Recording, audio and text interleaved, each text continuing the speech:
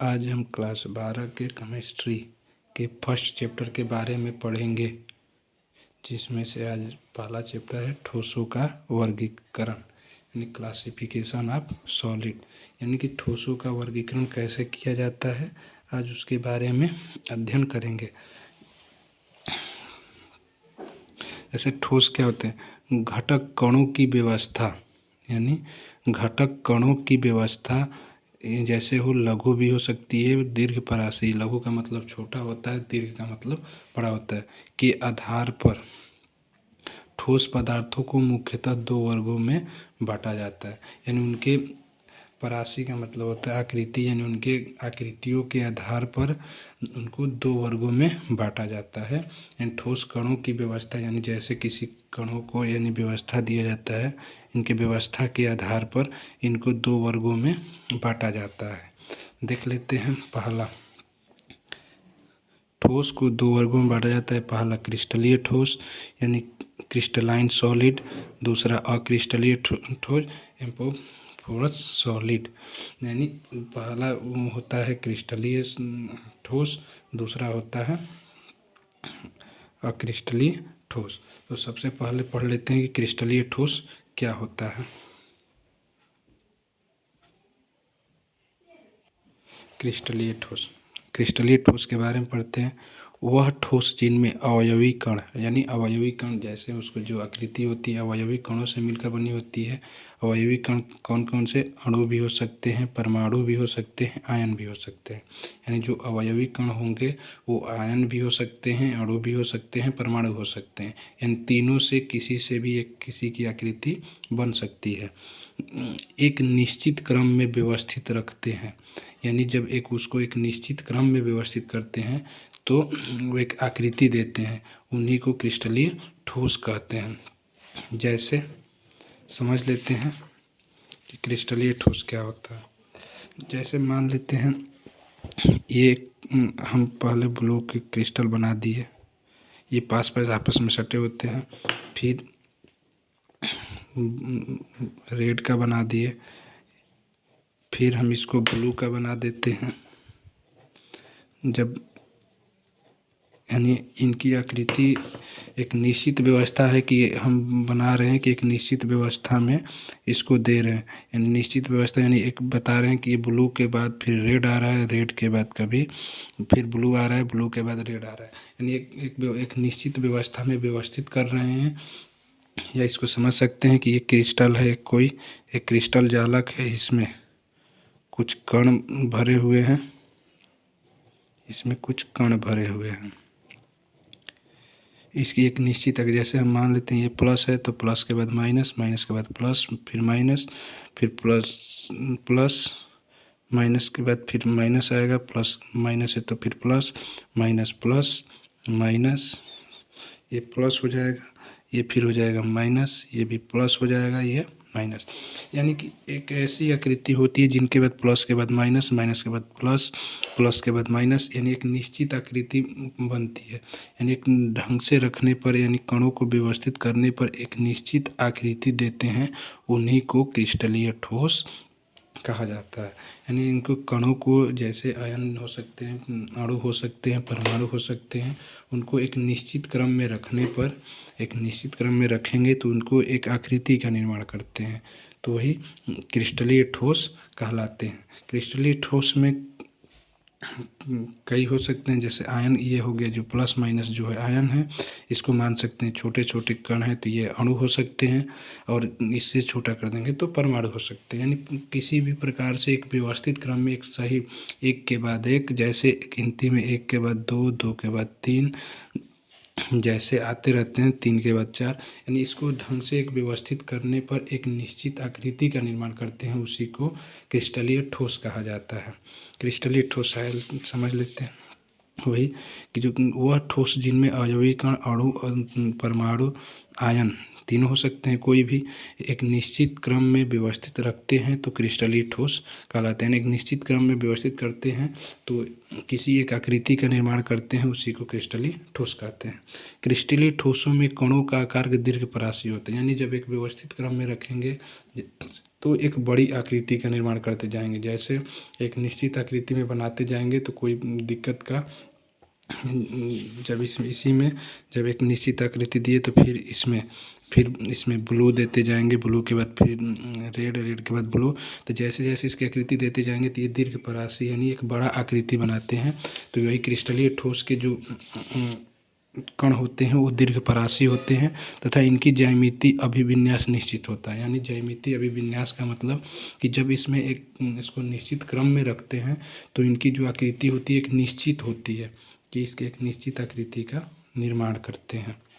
तो इसी को क्रिस्टलीय ठोस कहा जाता है। जैसे हीरा हो गया, सिल्वर हो गया, ग्रेफाइट हो गया आदि। यानी ऐसे ठोस जिसमें ऐसे ये ठोस होते हैं कि जिसमें क्रिस्टल के ठोसों को एक व्यवस्थित क्रम में रखने पर एक क्रिस्टल जालक का निर्माण करते हैं। यानी क्रिस्टल का एक निश्चित आकृति देते हैं, उसी को क्रिस्टलीय ठोस कहा जाता है। यानी कणों को एक निश्चित व्यवस्था में व्यवस्थित करने पर जब एक निश्चित आकृति देते हैं उन्हीं को क्रिस्टलीय ठोस कहा जाता है। क्रिस्टलीय ठोस के जो होते हैं कण वो दीर्घ परासी होते हैं तथा इनकी जो ज्यामितीय अभिविन्यास यानी निश्चित इनकी आकृति जो होती है निश्चित होती है। जैसे में हीरा, सिल्वर, ग्रेफाइट आदि। यानी ऐसे ही जो है क्रिस्टलीय ठोस होते हैं, इनकी आकृति जो होती है एक निश्चित आकृति होती है। जैसे ये पढ़ लिए, इसकी आकृति निश्चित होती है। जैसे देख सकते हैं कि क्रिस्टलीय ठोस जो होते हैं, क्रिस्टलीय ठोस में देख ले प्लस के बाद माइनस, माइनस के बाद प्लस, प्लस के बाद फिर माइनस, माइनस के बाद प्लस, फिर माइनस, प्लस, माइनस, प्लस। यानी इनकी जो आकृति है कि माइनस के बाद प्लस एक, यानी ये आयन है, प्लस माइनस ये आयन होते हैं। तो आयनों को एक व्यवस्थित क्रम में रखे हैं तो एक क्रिस्टल का निर्माण किया है, तो इन्हीं को क्या कहा जाता है, क्रिस्टलीय ठोस कहते हैं। यानी इनको एक व्यवस्थित क्रम में रखने पर जो एक आकृति का निर्माण करते हैं उसी को क्रिस्टलीय ठोस कहा जाता है। अब देख लेते हैं क्रिस्टलीय ठोस के लक्षण यानी गुण। जो उनके गुण क्या होते हैं कि जैसे क्रिस्टलीय ठोस वो कहलाएंगे। देख लेते हैं क्रिस्टलीय ठोस। पहला, क्रिस्टलीय ठोस की एक निश्चित आकृति होती है। जैसे इसके परिभाषा में ही बताया कि क्रिस्टलीय ठोस जो होती है एक निश्चित आकृति का निर्माण करते हैं। यानी क्रिस्टलीय ठोस जो हैं वो एक निश्चित आकृति का निर्माण करते हैं। दूसरा, इनमें कणों की व्यवस्था दीर्घ परासी होती है। यानी इनमें कणों की व्यवस्था यानी इनको एक व्यवस्थित क्रम में रखते जाएंगे तो एक बड़े आकार का निर्माण करते हैं। इसलिए इनके कणों की जो अवस्था होती है यानी बहुत कण मिलकर एक बड़े आकृति का निर्माण करते हैं। इसी वजह से इनकी कणों की व्यवस्था जो होती है निश्चित होती है। तीसरा, क्रिस्टलीय ठोस का गलनांक निश्चित होता है। यानी जो भी क्रिस्टल होंगे उनका गलनांक यानी एक निश्चित ताप होगा जिन पर वो क्या होंगे, गलते होंगे। गलनांक मतलब जो भी कोई वस्तु ठोस से द्रव में बदलता हो वही उसकी गलनांक कहलाती है, वही ताप। तो एक सबकी एक निश्चित ताप होती है। लोहा भी है, हीरा ही है, ग्रेफाइट है, जिसको एक निश्चित ताप देने पर एक निश्चित आकृति देते हैं। इसका अगला नियम देखते हैं, क्रिस्टलीय ठोस को वास्तविक ठोस बोला जाता है। जो क्रिस्टलीय ठोस होते हैं ये ही वास्तविक ठोस कहलाते हैं। इनमें जो जितने भी ठोस होते हैं वास्तविक ठोस कहलाते हैं। यानी जो वास्तव क्रिस्टल होते हैं तो उसी को यानी क्रिस्टलीय ठोस के गुण रखेंगे वही उसी को वास्तविक ठोस कहा जाता है। क्रिस्टलीय ठोस संपीड्य तथा कठोर होते हैं। संपीड्य का मतलब असंपीड्य, संपीड्य नहीं होते हैं, असंपीड्य होते हैं। क्रिस्टलीय ठोस के वास्तविक ठोस कहलाते हैं तथा क्रिस्टलीय ठोस असंपीड्य तथा कठोर होते हैं। असंपीड्य का मतलब जिसको दबाया न जा सके, प्रेषित न किया जा सके, छोटे उसके आकार में छोटा न किया जा सके। यानी क्रिस्टलीय ठोस वे ठोस कहलाते हैं जिनमें को प्रेषित करके यानी संपीड्य यानी दबाकर छोटा न किया जा सकते, उसी को संपीड्यता कहते हैं। यानी कम अधिक वस्तुओं को कम में करना ही उसी को संपीड्यता कहते हैं। यानी ठोस को कभी छोटा नहीं किया जा सकता। इसी वजह से क्रिस्टलीय ठोस जो होते हैं वो असंपीड्य होते हैं, यानी इनको कम नहीं किया जा सकता है। अब देख लेते हैं क्रिस्टलीय ठोस के उदाहरण। ये उदाहरण यानी उपयोग कहाँ कहाँ होते हैं। जैसे अभी बताया एग्जाम्पल में कि हीरा क्रिस्टलीय ठोस है, यानी कि हीरा जो है क्रिस्टलीय ठोस का उदाहरण था। क्रिस्टलीय ठोस है ये सबसे अच्छा उदाहरण होता है। जो हीरा जो होता है क्रिस्टलीय ठोस का सबसे अच्छा उदाहरण है जिसका उपयोग आभूषण बनाने में किया जाता है। यानी क्रिस्टलीय ठोस का सबसे अच्छा उदाहरण होता है जिसका उपयोग आभूषण बनाने में किया जाता है। दूसरा देख लेते हैं, कोई भी दो नियम। क्वार्टज का उपयोग कलाई घड़ी तथा दीवार घड़ियों को बनाने में किया जाता है। क्वार्टज जो होता है इसको घड़ी बनाने में, या हाथ की घड़ी या कलाई घड़ी, इनको बनाने में किया जाता है, क्योंकि क्वार्टज एक ठोस पदार्थ होता है। इसका उपयोग बस केवल कलाई घड़ियों में बनाने में प्रयोग किया जाता है। अब क्रिस्टलीय के बारे में पढ़ लिए। क्रिस्टलीय ठोस वे ठोस जिनको अवयवी कणों को एक व्यवस्थित क्रम में रखने पर एक निश्चित आकृति का निर्माण करते हैं, उसी को क्रिस्टलीय ठोस कहा जाता है। क्रिस्टलीय ठोस की जो होती है ज्यामिति निश्चित, एक आकृति निश्चित होती है तथा इनके कण दीर्घपरासी होते हैं। अब पढ़ लेते हैं अक्रिस्टलीय ठोस। अक्रिस्टलीय ठोस क्या होते हैं तथा क्रिस्टलीय ठोस में ठोसों के बीच में एक ध्यान देना, अंतर आणविक बल भी कार्य करता है। अंतर आणविक बल पहले समझ लेते हैं कि अंतर आणविक बल क्या होता है।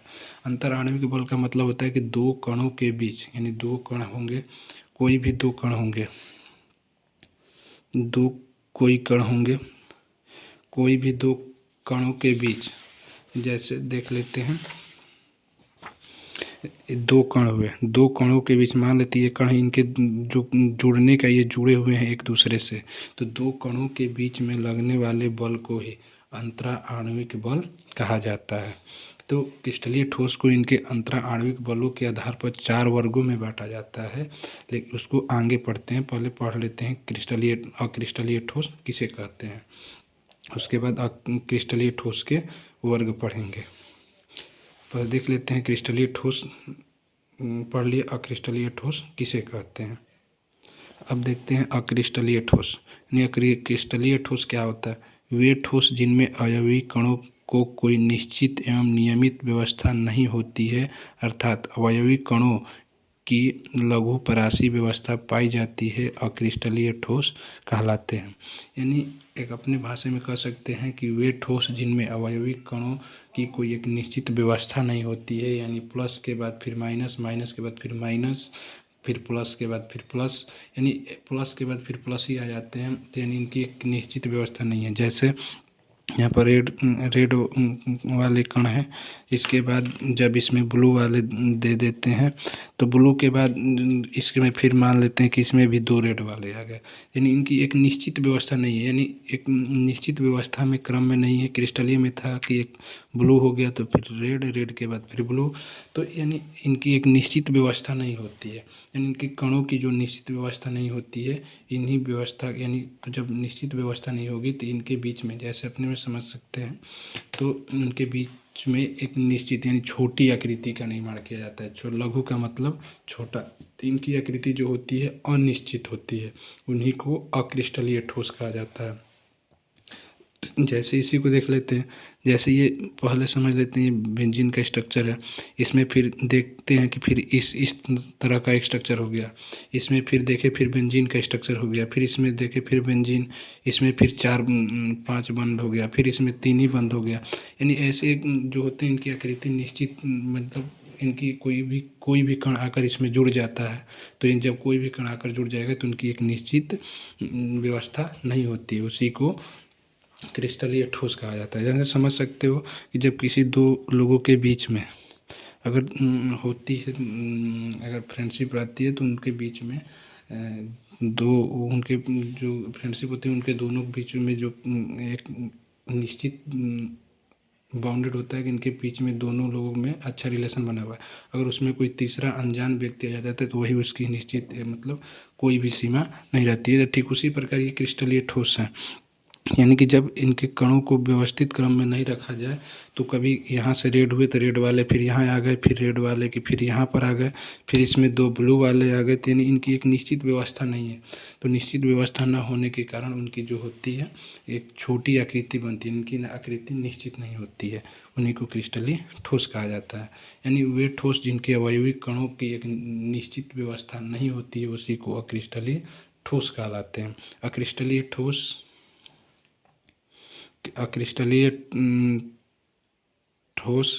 जो होते हैं, क्रिस्टलीय ठोस के जो कण होते हैं, क्रिस्टलीय ठोस के कण लघु परासी होते हैं। जैसे इसमें पढ़ लेते हैं वे ठोस जिनमें अवयवी कणों की कोई निश्चित एवं नियमित व्यवस्था नहीं होती, यानी कोई निश्चित क्रम ही नहीं होता है जिसमें उनको व्यवस्था दिया जाए, या निश्चित आकृति का निर्माण ही नहीं होता है, अर्थात यानी या अवयवी कणों की लघु परासी व्यवस्था होती है अक्रिस्टलीय ठोस कहलाते हैं, यानी उनकी कोई एक छोटी लघु परासी व्यवस्था होती है, उसी को अक्रिस्टलीय ठोस कहते हैं। आगे समझ लेते हैं उदाहरण में कांच, रबड़, प्लास्टिक। कांच, ध्यान देना, कांच को एक अतिशीतित द्रव भी कहा जाता है। कांच एक अतिशीतित द्रव है। कांच एक क्या होता है, कांच जो होता है